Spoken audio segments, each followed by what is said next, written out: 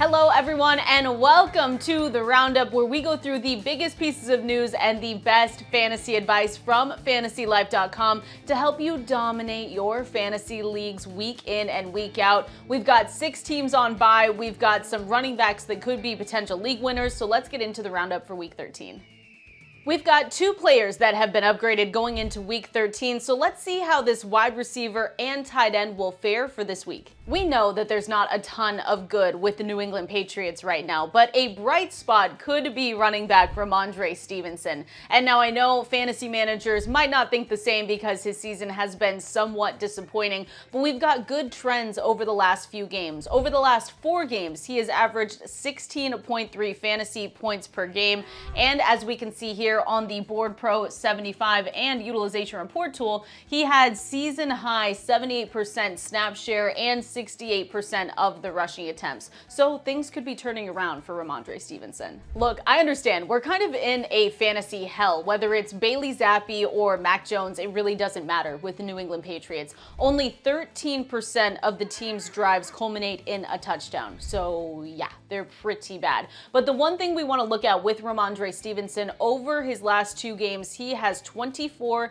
and 26 opportunities. And one thing that we always chase in fantasy football is the volume and, of course, the utilization. So there's only 2 games in the next few that they have where the game script could get a little bit dicey, and that's games against the Kansas City Chiefs and the Buffalo Bills. But until then, he is now a mid-range running back 2 with RB1 spike week potential. The next upgrade we're going to talk about is none other than Steelers tight end Pat Freiermuth, who had a game in week 12. As we can see from the data, he had a 68% route participation and a team-leading 35% target share. And oh yeah, he had 21 fantasy points also. So what does this mean with the Steelers and Pat Freiermuth? Is this only because Matt Canada is out as the offensive coordinator?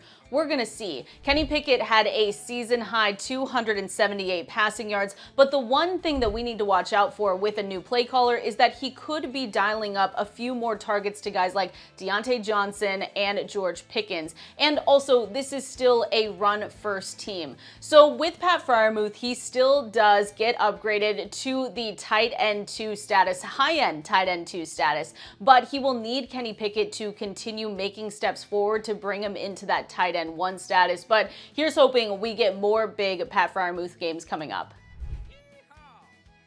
Now, we all have regrets, right? Well, what about fantasy regrets? We're going to go through one wide receiver that probably made fantasy managers pretty mad this season. That one fantasy regret that we are talking about is none other than Broncos wide receiver Jerry Jeudy.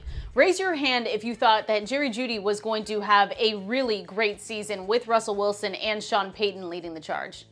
Now raise your hand if he has disappointed you.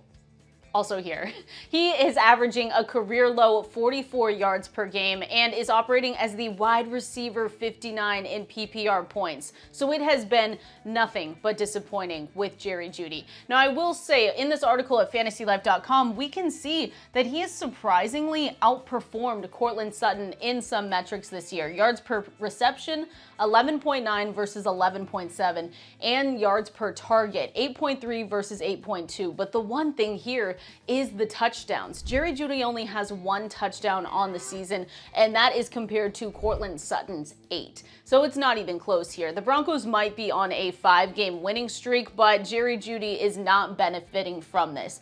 And maybe we can see a little late season charge like we saw last season, but so far it's been nothing but disappointment for Jerry Jeudy fantasy managers, and it will definitely cost him in drafts going into next season. We got some surprising news this week and really bad news for Jonathan Taylor fantasy managers. He will be undergoing a thumb surgery that will keep him out at least 2 to 3 weeks. Now, Ian Rappaport has reported that no decision has been made on whether he will be placed on IR, but overall, this is really, really bad for Jonathan Taylor. On the flip side, though, while we never want injuries, that means Zach Moss fantasy managers are going to see a huge uptick in work. Zach Moss right now is still 10th in the the NFL in rushing, despite having 10 fewer carries than anyone else in the top 10. We saw his utilization. We saw how dominant he was when Jonathan Taylor was out. So Zach Moss managers should expect that to continue for the weeks that Jonathan Taylor remains out. We don't often get to talk about potential league winners this late in the season that could be going under the radar, but our very own Dwayne McFarland has a running back you need to keep an eye on. But over these last 3 games, he has taken over this running back 2 role in Jacksonville, and in week 12, he had season highs for snaps, rushing attempts, and route participation. There is a chance that Johnson hangs on to this route participation and has some standalone value as a receiver. Look, ETN is a near lock to remain the primary back on early downs, but last week that route participation boost came because Johnson took over the long down and distance work with 55% of the snaps, and he also led the team with 75% of the snaps in the 2-minute offense. And while it would be nice to get a little bit of standalone value out of Johnson, we do have a big bye week on the horizon. The bigger picture thing is looking at his value contingency-wise if something happens to Travis Etienne. The Jaguars are finally playing good offense. Trevor Lawrence coming off of his 2 best games of the season, and there's a chance that if something happened to Etienne, we could be talking about a player handling 65 to 70% of the workload, and also someone that has shown us an explosive playmaking ability in the past. Now it's one of our favorite times in the show. We are going to go through our underdog plays for week 13. But before we do that, I just have to remind you, make sure you use promo code LIFE because Underdog will match your first deposit of up to $100. So while you're going on underdogfantasy.com, make sure you use promo code LIFE to get that deposit match. Now let's go through our favorite week 13 plays. All right, now that we're all logged in at underdogfantasy.com, let's go through some of our favorite plays. I will say today I'm on fantasylife.com going through Jeff's plays. He does a great job, and there are 2 that I really like this week that I wanted to highlight. So let's start here with Samaje Perine, higher than 16.5 receiving yards. We have him projected at Fantasy Life 21.1, so you can play it all the way up until there. But here's the thing about Samaje Perine and this game. They're going up against the Houston Texans, and I think this has a very high total, and I think that this could have really big fireworks in this game. And here's the other thing. He has gone for 16 yards or more receiving in 9 of 11 games to date. So I think this is a fantastic spot to get him at.